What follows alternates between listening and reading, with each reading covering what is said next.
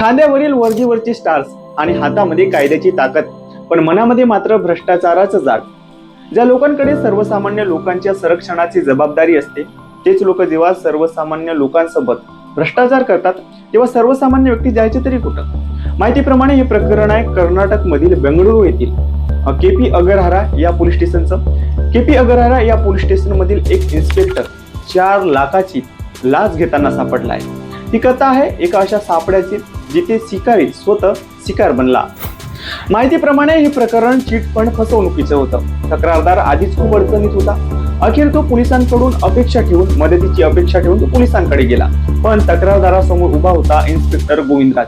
Inspector Govindraj याने तक्रारदाराला मदत करण्याऐवजी त्याला ह्या प्रकरणामध्ये अडकवण्याचा प्रयत्न केला आणि मागणी केली 4 लाख रुपयाच्या लाचेची. पण म्हणतात ना, कायद्याचे हात खूप लांब असतात.